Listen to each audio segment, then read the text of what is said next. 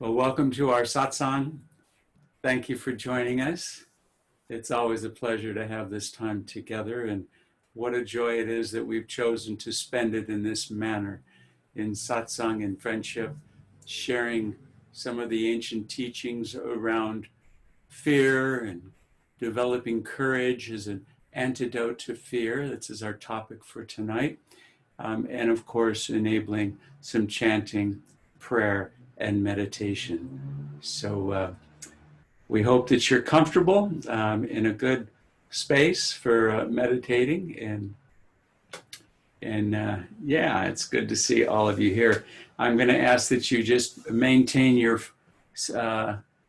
computers on mute.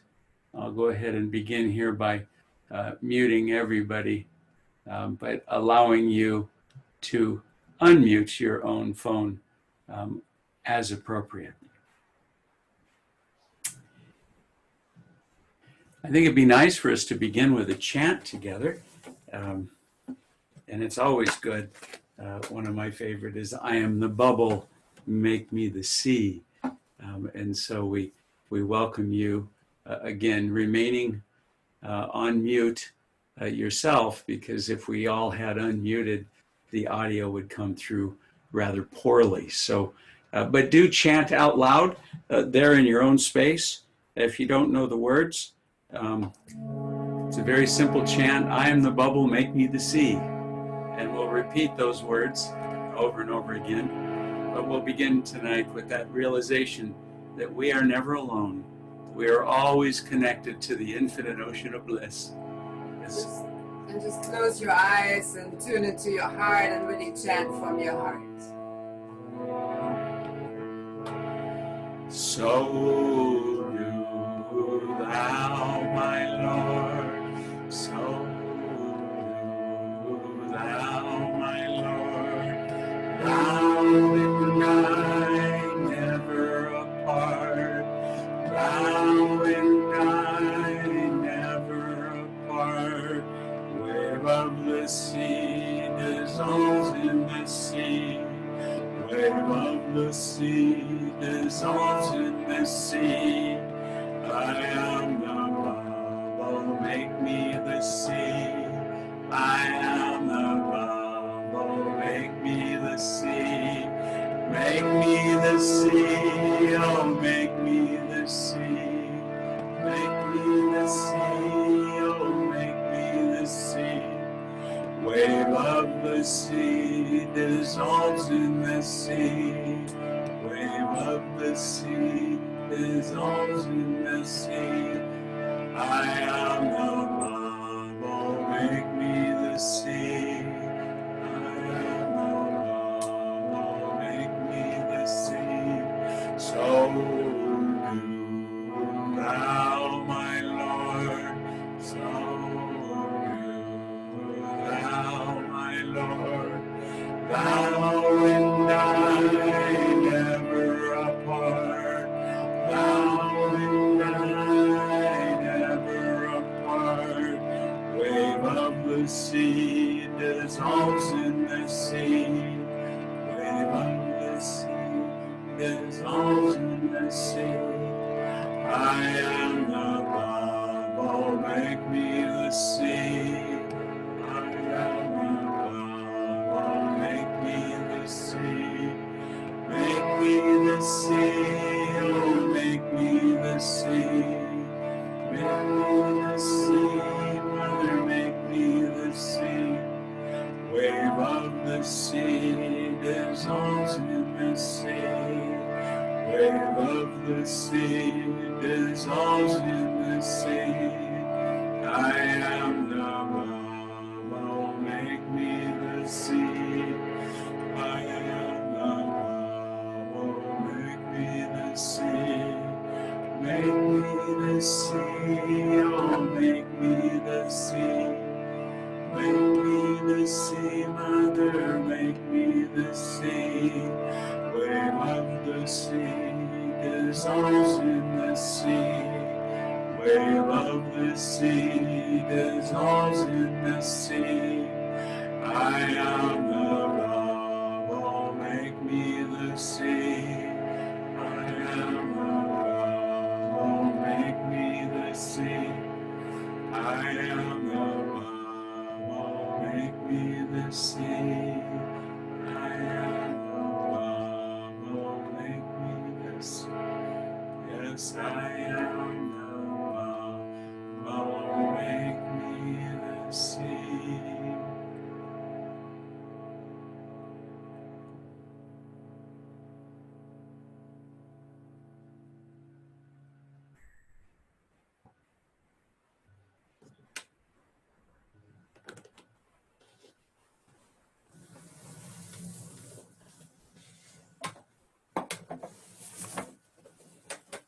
that aside for now. We'll do some more chanting a little bit later. Such a blessing to be together here. As we opened, saying tonight's topic is displacing fear with courage. And of course, fear is a very natural and integral part of our lives, isn't it? We never get away from it. When we're very young, we learn through fear. We learn not to put our fingers in the flame of the candle for fear of getting burned. I know as a surfer when I was younger, I used fear to kind of help guide me into the waves that would oftentimes be perhaps more dangerous for me otherwise, the days I was riding bigger waves. But again, it wasn't something that kept me from taking off on those waves. It just heightened my awareness of that experience. And as a result, I was able to overcome that. So it's really the positive aspects of fear that help keep us safe, help protect us. And it's a great way for us to look at it. You know, it was interesting. I was reading, picked up one of the books that we have in our library here, the Book of Awakening. And it was interesting that I opened just to this page yesterday. I want to read it to you. It's on learning how to float. And he says, when we stop struggling, we float. When first learning how to swim, I didn't trust the deep. No matter how many assuring voices I heard from shore, I strained and flapped to keep my chin above the surface. It exhausted me, and only when exhausted did I relax enough to immerse myself to the point that I could feel the cradle of the deep that was keeping me afloat. I've come to understand that this is the struggle we all replay between doubt and faith. When thrust into any situation over our head, our reflex is to fight with all our might, the terrible feeling that we are sinking. Yet the more we resist, the more we feel our own weight and ultimately wear ourselves out. It's times like this that I learn to float. I thought that was interesting because Anka and I love the ocean, as I'm sure many of you do. And we get out in the ocean 3-4 days a week for a swim. And the other day, it was very interesting. I'd never really noticed it before I've been surfing for well over 50 years. And I had this realization. We were out beyond the breakers, just sort of floating. And I was laying on my back with my hands up and my toes above the water, just perfectly afloat. And I realized that I could let go. That every muscle that I had used to swim out there and every muscle I had used to sort of keep my head afloat as I was doing this and not quite trusting whether or not I was going to sink. But I reached a point where I completely let go. And it was amazing to me that the ocean held me up. And it was that moment that I realized how important it is for us to have that faith, to know that no matter how difficult the struggle is, no matter how perilous the environment is that we find ourselves in, that if we give ourselves to it with the faith knowing that there is no difficulty in life that is put before us without also the tools to deal with it properly. So it is that I'd like to just open tonight's satsang with a little sharing of my screen. So bear with me as I set that up, and I trust that you're able to see this slide right now. You know, Buddha had said suffering is wishing things were other than they are. And how true is that? Think about it.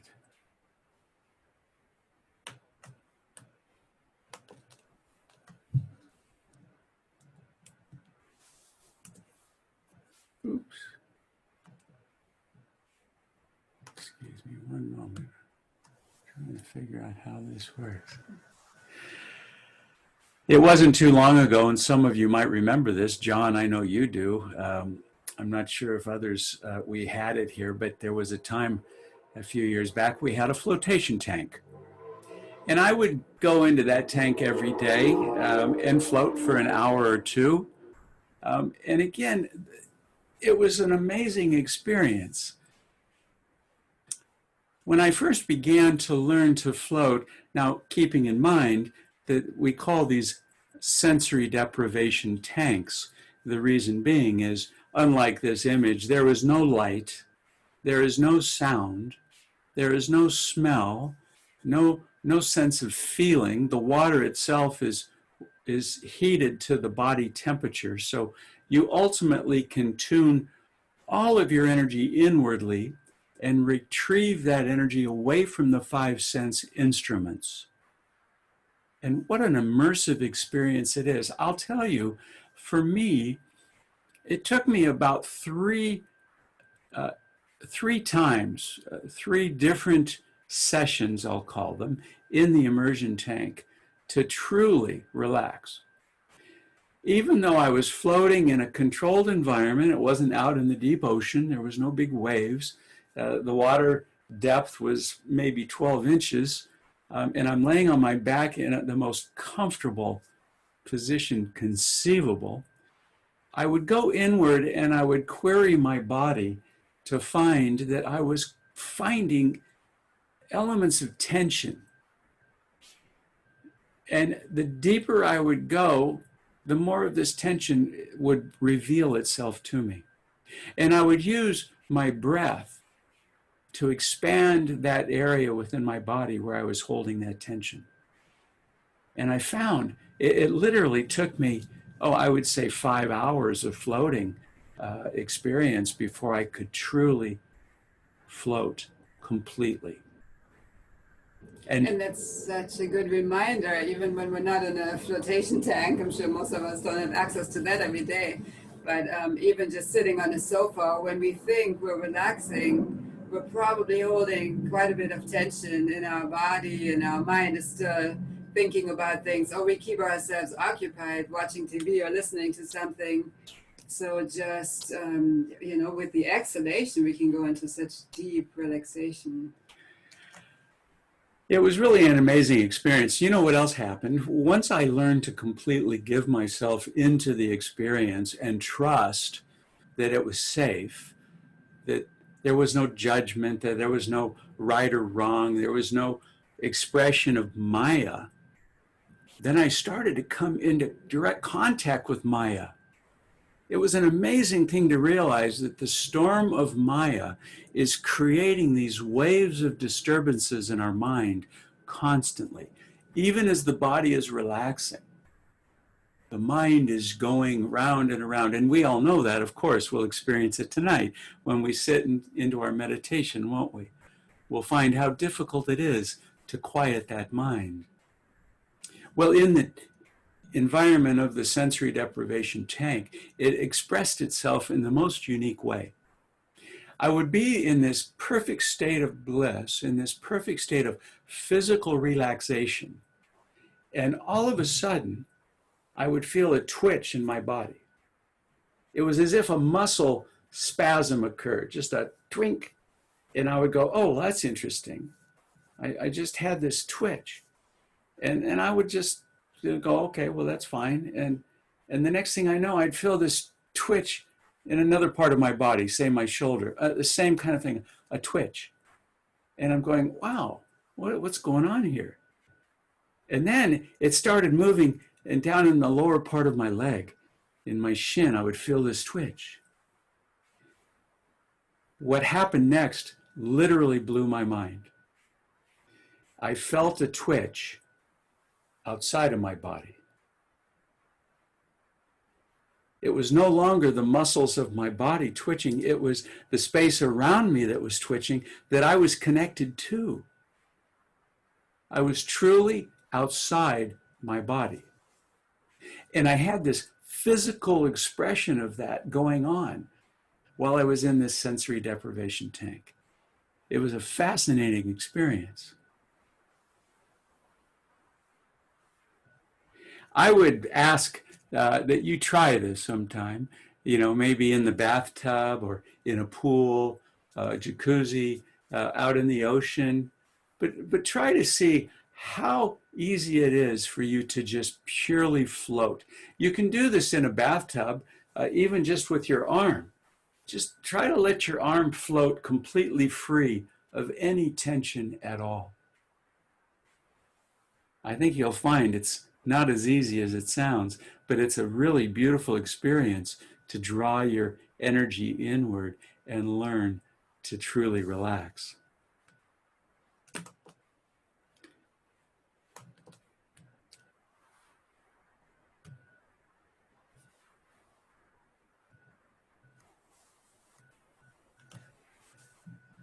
It's true, isn't it? None of us knows what might happen even in the next minute as we go through life, yet still we go forward because we trust, because we have faith. And I'm drawing this from Paulo Coelho, a great author. I've loved his books. But it is true. We don't know if we're going to have another breath. We don't know if we're going to be around tomorrow, next week, a year from now. We really don't need to know. What we need to do is anchor ourselves in the present moment and have faith that everything happening in the presence is a gift. That no matter what our struggle is, no matter how much fear we're faced with in the environment that's surrounding us, we are protected. I realize, as you probably do as well, that in today's climate, the political environment that we're seeing, the bifurcation of the red and the blue states, the I'm right and you're wrong, and the weirdness going on in our political infrastructure, the weirdness going on in the lockdown, and the resurgence of those infected by the coronavirus.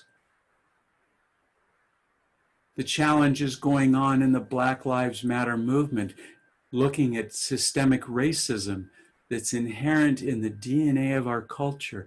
All of these going on at the same time.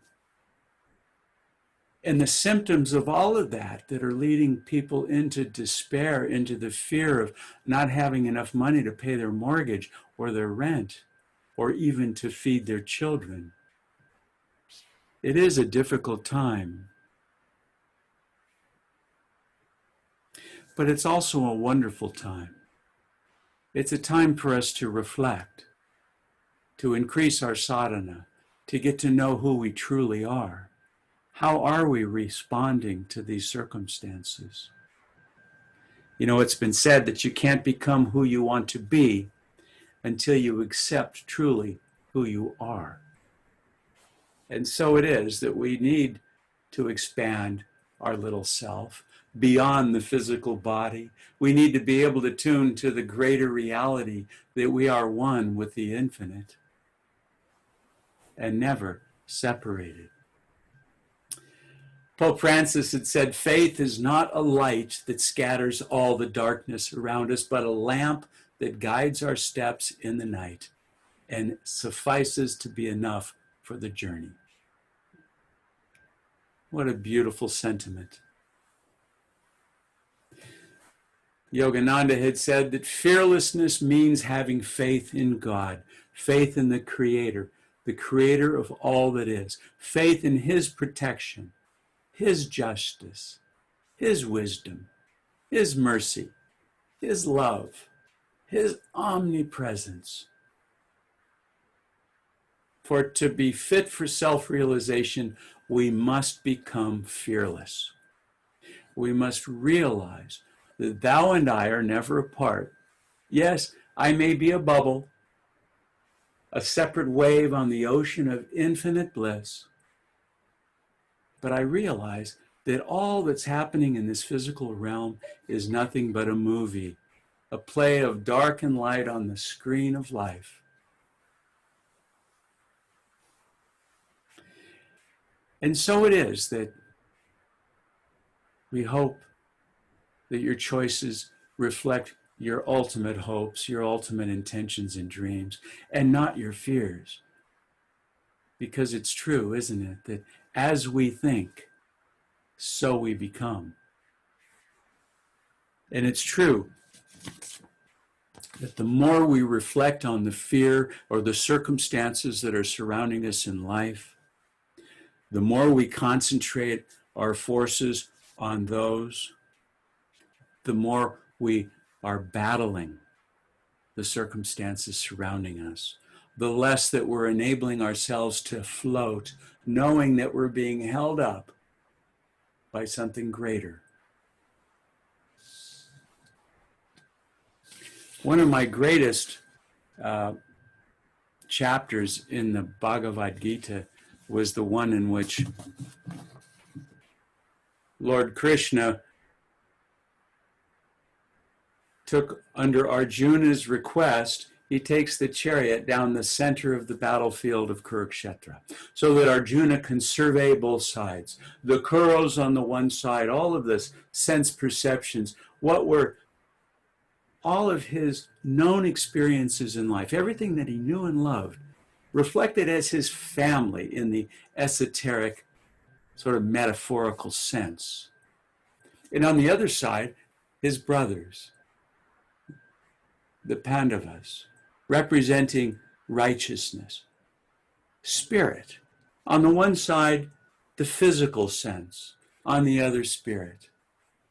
And having been taken down between the two, he realized the struggle that they represented. He realized that he can't possibly go into this battle and destroy all that he knew in life, everything that he believed in, everything that he loved, everything that defined him.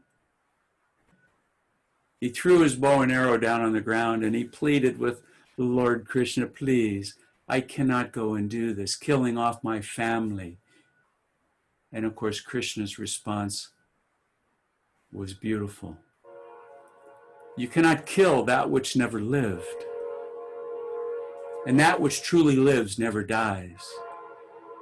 And it's your duty, it's your dharma, it's your purpose to fight that which is keeping you from that light. He told him, do not dilute your energy by worrying about outcomes of your individual efforts. Don't be attached. He said that even a little practice of the ancient science of yoga, the union of your consciousness with the divine, will free you from dire fears and colossal sufferings. He said, have courage and stay relaxed in your higher self, and you will remain victorious.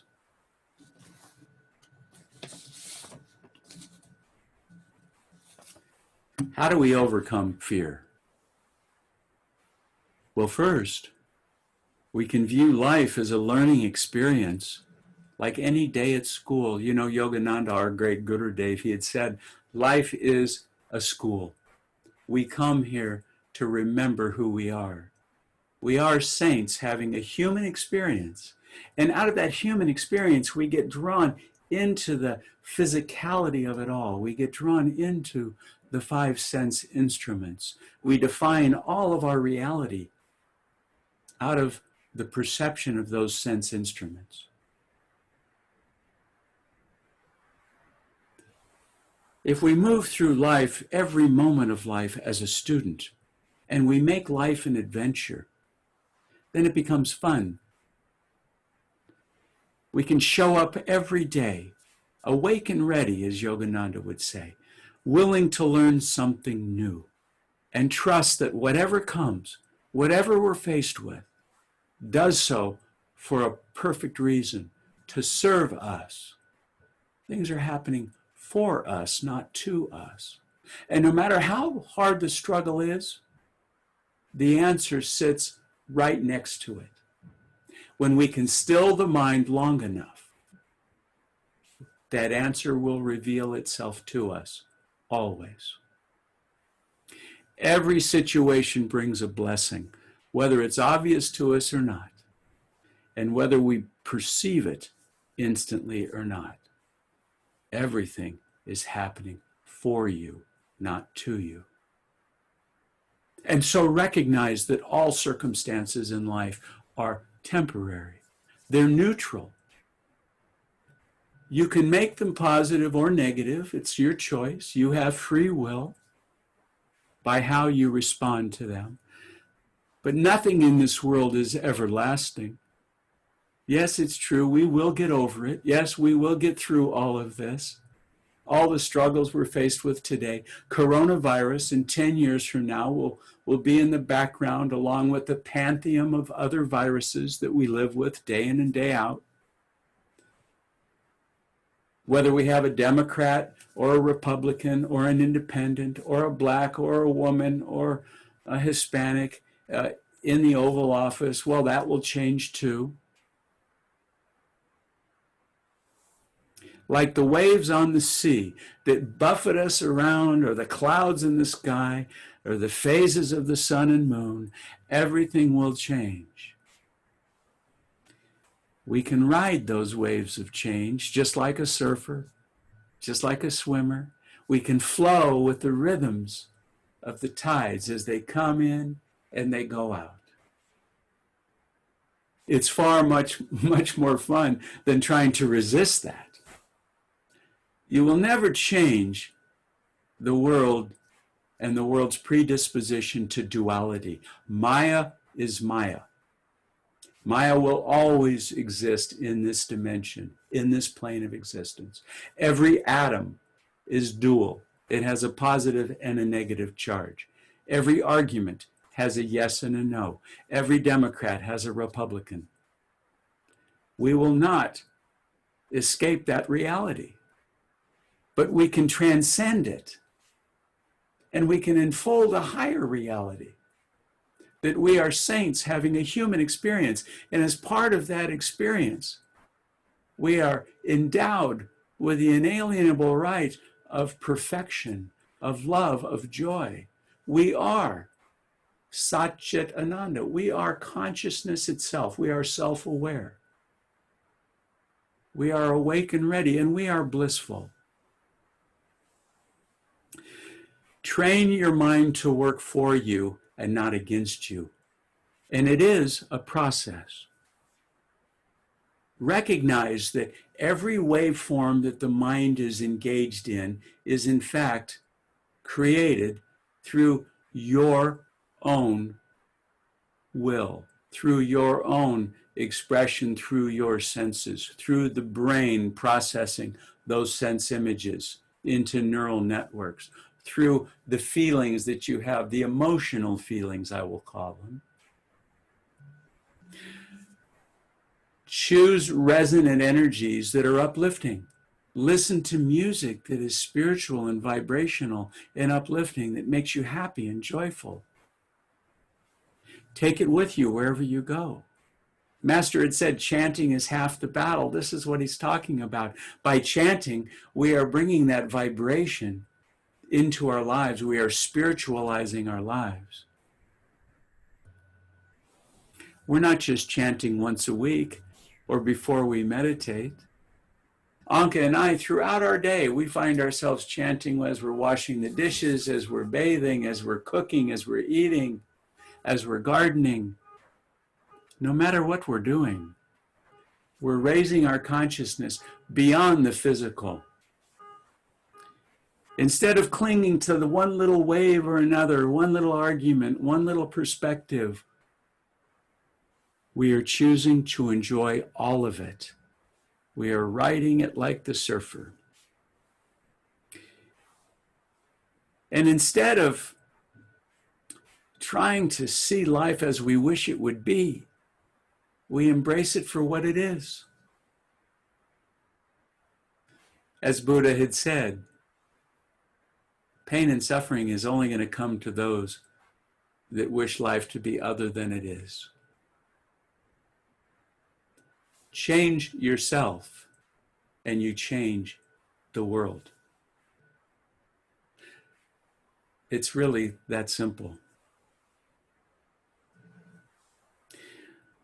Once you have any chant or any spiritual music, memorize it. Carry it with you wherever you go. Repeat it with your eyes closed. Lift your gaze to the seat of highest awareness at the spiritual eye, the point between the eyebrows. Bring that vibration up to that seat of highest awareness. This portal to the infinite will expand. The expression of the divine will be felt here. The more you energize here, the more you concentrate here, the more you will expand that portal into the infinite realm. Use affirmations. Affirm to be positive, affirm to be healthy, affirm to be joyful. I am fearless. I am free. I am energetic. Even if you don't fully believe these things, I remember years ago when I was taking yoga teacher training at Ananda, Swami Kriyananda always integrated wonderful affirmations with every asana. And the simplest asana that we learned, which turned out to be one of the most difficult, was Tadasana, standing mountain pose. I mean, how simple can you get, right? You just have to stand straight and tall with the arms down to your side, shoulders back, chin level with the floor, extending the spine upward. But then Swamiji gave the affirmation. And it goes like this: I stand ready to obey thy least command. And I thought, oh my God, I don't know that I can live up to that. I quite honestly, and at that time I knew I couldn't. At that time I said, gosh, I can't say that. I don't believe that. I can't stand ready to obey that least command. And all these thoughts are running through my head of Abraham being asked to slaughter his son. And I'm thinking of my son. What if God came and asked me to slaughter my son? Would I do that? You know, I mean, all these weird thoughts were going through my mind. But it was years later that I came to realize. And today I'm able to say that affirmation, not because I completely can say that I stand ready to obey thy least command, but because I aspire to be that. And as we learn to do the forward bend, and he would add, I am free. I am free. So choose your affirmations and say them with a positive energy and carry them out as if they are real. You will create that reality for yourself into the future. As you take a thought and you associate it with the energy of emotion, you visualize how that states might be for you, how your life might be different out into the future. You will create your own future. One of my favorite affirmations is still, well, I will go forth in perfect faith in the power of omnipresent good to bring me what I need at the time that I need it. And I know that that's true. Every struggle I go through in life, the physical struggle of age and the body aches and pains and the emotional struggle of relationships with my own children, the struggle with my own self, seeking desperately to know God, to have that conversation, to ask the right questions. I know how easy it becomes through practice when you know that you're not alone in any of it. How can I grow my faith in God stronger? Well, that's a great question, isn't it? Because in fact, that's what we're doing. We are growing. We are expanding beyond the small egoic self. And it's definitely a process that's worthy of our full attention. Faith is developed slowly and through direct experience.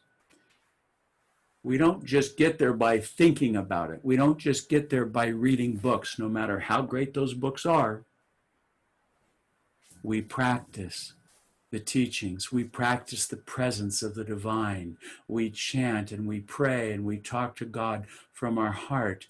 We demand our birthright of divinity. We demand what is ours. We experiment. We try this. We see how it works. I say this to people all the time. They come and they'll talk to Anka or I, and they'll share a thought. And my first answer to them is, so how is that working for you? And I mean that sincerely. Because if it's working, then keep doing it. If it's not working, stop it. I don't care who said what to you in your past lives, or all the things that you think that you've learned. If they aren't bringing you closer to your highest nature, to your own self, to your own divinity, if it isn't expressing itself as its own portable paradise within yourself, then it isn't working for you. Try something else. Experiment. You know, we're not going to see a coronavirus vaccine for probably, it could be another year. Some say first quarter of 2021. Some say middle 2021. I heard Dr. Fauci talk yesterday about this.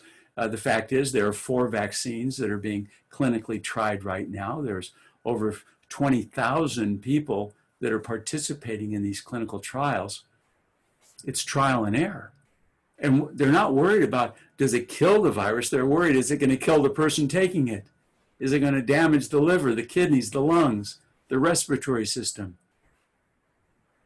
What is it going to do to the immune system? All the counterindicators that we read about when we see these drugs advertised on TV. That's what takes time.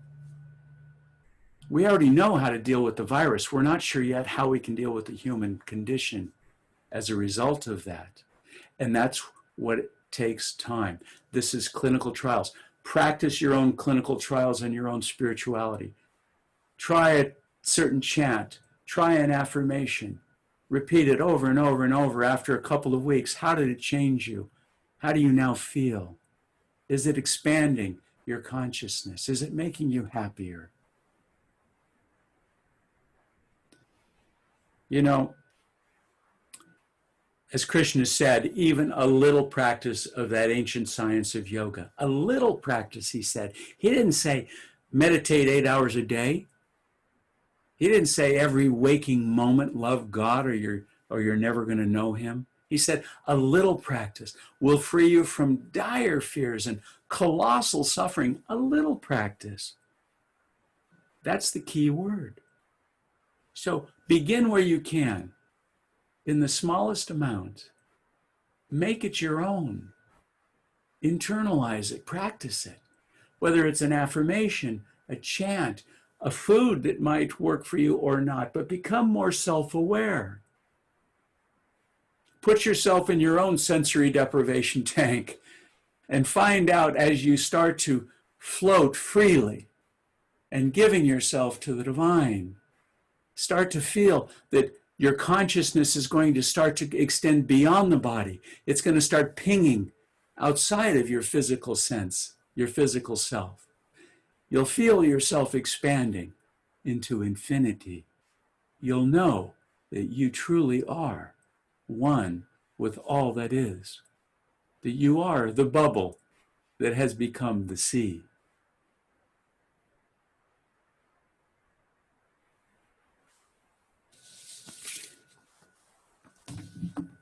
I'd like us to chant together and pray and spend the balance of our time in meditation.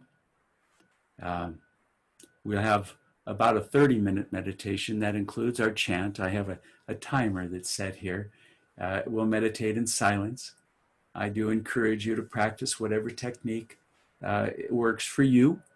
Again, we are all different. We all have different bodies, different thumbprints. What I do and how I practice is my own personal practice. Anka's has hers, you have yours. And if you don't have a regular practice, you can use an affirmation like, I am courageous, I am fearless, I'm open to change. Absolutely. You know, I was living in Mumbai, and it was 2010, 10 years ago.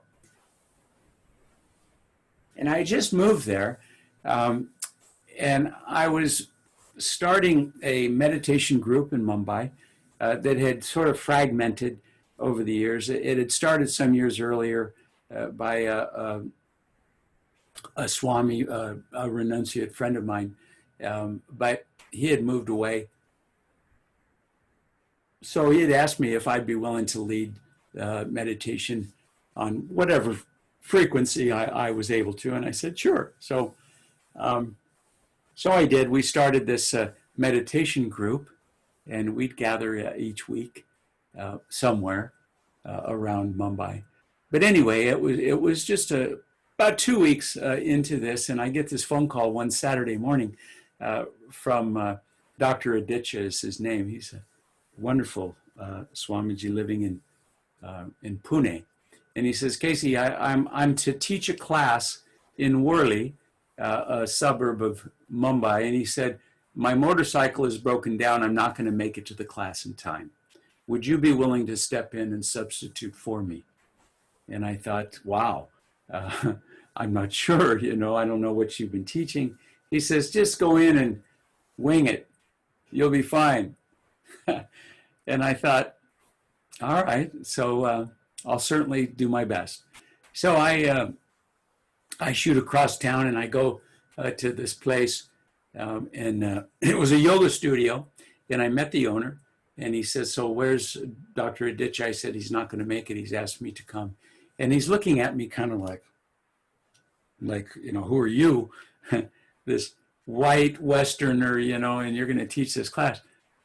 Anyway, it turned out that we had 100 students roughly in this room, all Indians. And there was 3 women that were obviously friends seated in the front row. And the one in the middle had her arms crossed and her legs crossed, and she's sitting like this, and she's looking at me with this sort of sneery looking look on her face. And I was introducing myself, and I stopped and I looked at her and I said, what are you thinking? And she looked at me and just in a fearless sort of way, and she said, I'm wondering what you're doing here. What can you give us that we don't already have? And I looked at her and I said, that's a great question. I'm so glad that you asked it, because I've been asking myself the same question. But the answer came to me in that moment, and you know what it was? It was amazing. I said, I'm here to thank you, all of you, because it was your country that gave me so much. It was your country that gave me my guru. And it was Gurudev who came to my country and gave me my life, gave me everything that I hold near and dear to my heart. And I said, and so I'm coming back here to give it back to you, because I think you may have forgotten it, but I haven't. And before that class was over, that woman came over and she thanked me. She pranam, she touched my feet. She's going, that was so amazing, because I was able to give them a class on the science of yoga from the perspective of one who had studied physics, who came from the true science, but also was ingrained in Gurudev's teachings. So they actually, as it turned out, they had asked Dr. Aditya to allow me to teach the subsequent classes, and I took over the whole series for him. It was an amazing experience for both of us. I was able to stare fear squarely in the face, not because I felt that I had an answer, or because I was better, or because I was ready to take this woman on or anybody else in the room that had a similar feeling, but because I knew there was an answer, and I wanted to know what that answer was. And when I opened my consciousness to it, it came right out of this mouth, and I'm watching it come out, and I'm going, wow, that's the answer. That's why I'm here.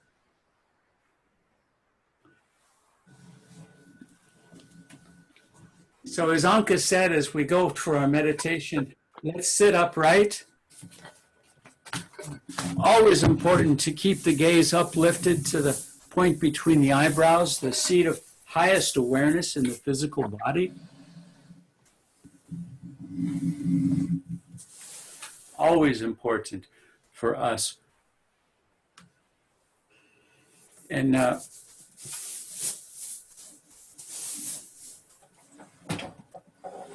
of course, another great chant that I love so much, I hope you'll bear with me. Door of my heart, open wide I keep for thee. So if we could.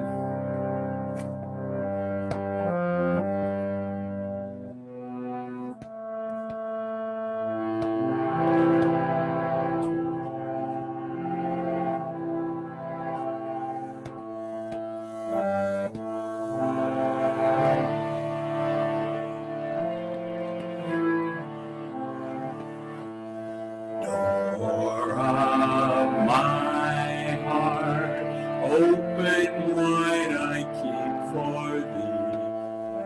Door of my heart, open wide I keep for thee. Wilt thou come, just for once come to me. Wilt thou come, just for once come to me. Will my days fly away without seeing thee, my Lord? Will my days fly away without seeing thee, my Lord? Night and day, I look for thee, night and day. Night and day, I look for thee, night and day. Door of my heart, open wide I keep for thee. Door of my heart, open wide I keep for thee. Wilt thou come, just for once come to me. Wilt thou come, just for once come to me. Will my days fly away without seeing thee, my Lord? Will my days fly away without seeing thee, my Lord? Night and day, I look for thee, night and day. Night and day, I look for thee, night and day. Oh, night and day, I look for thee, night and day. Night and day, I look for thee, night and day. So, let's all get into our most comfortable meditation asana, the posture that enables our body to perfectly relax, enable the flow of life force to be unimpeded as it moves through the body, energizing every cell of our body.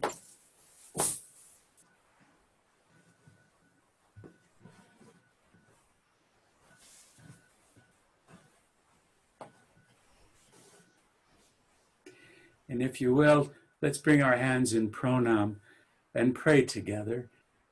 We always like to begin our meditation by drawing on the grace of these great gurus. Heavenly Father, Mother, friend, beloved God, great masters of self-realization, saints and sages of all religions, humbly we bow at your feet. Humbly we bow at your feet. Divine Mother, Divine Mother, beloved Father, beloved Father, we are your children, we are your children, made in your image. made in your image. You are love. You are love.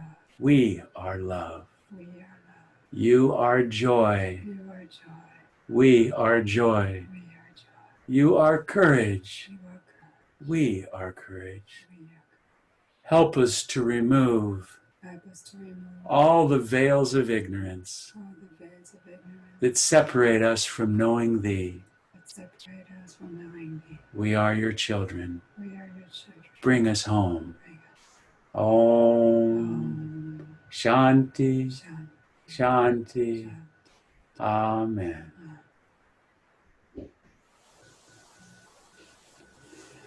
If you have any techniques, then practice those. If not, just watch the breath dispassionately with no attachment whatsoever, but just observe the breath as it rises from the abdomen, drawing it up through the heart, through the throat, up to the seat of highest awareness in the physical body, the spiritual eye. And as you watch that breath rising and falling, each cycle represents an entire spiritual lifetime. One orbit around the inner sun of your inner celestial being. And with each orbit, you're going ever more deeply inward, realizing your oneness with all that is, feeling that joy, that peace, that calmness, that love that is you. Enjoy the balance of your meditation in silence, and we'll end with the prayer for healing.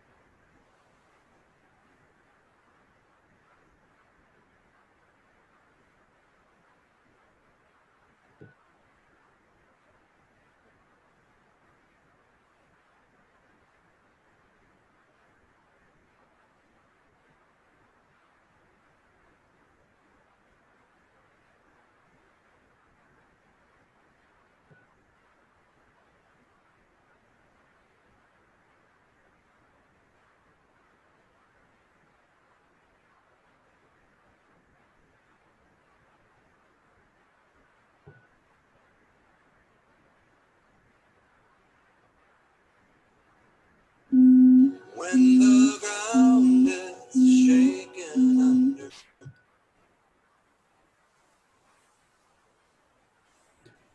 Let's take a few minutes in our meditation to send out good, positive, healing energy to those in our lives that are in need. And we'll begin by visualizing them at the point between the eyebrows, seeing them surrounded in a white healing light. Visualize them happy and healthy, full of life, full of vitality.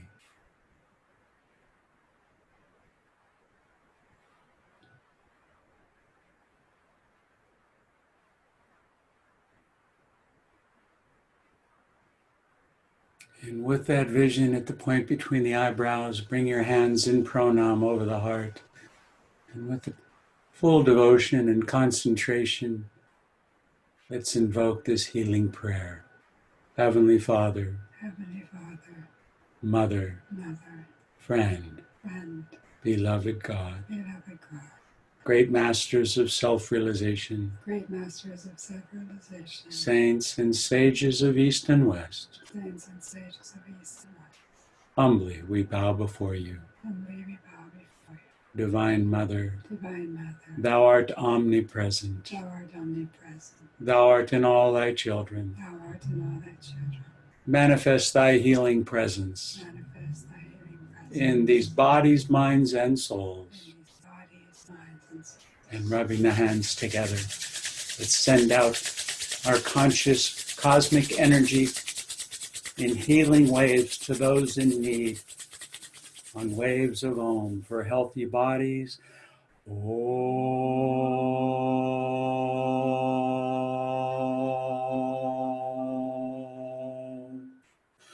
For healthy minds.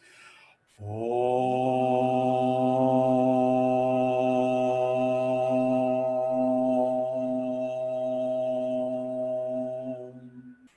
And for awakened souls. Om.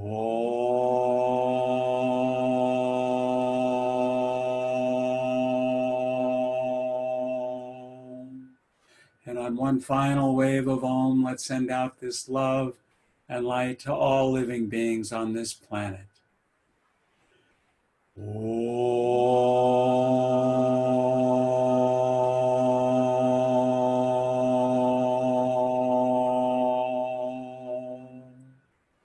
Join me in our closing prayer.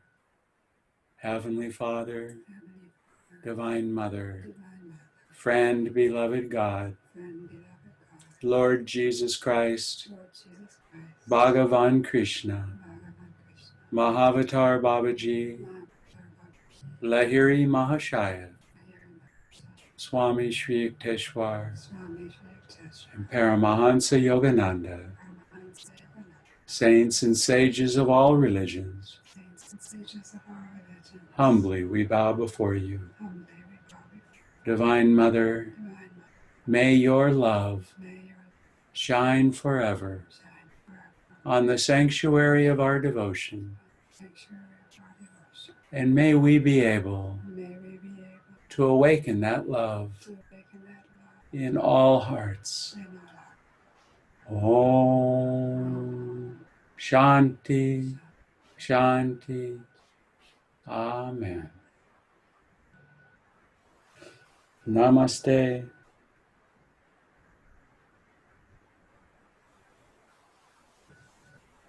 Blessings to you, blessings to all of us, blessings to the world.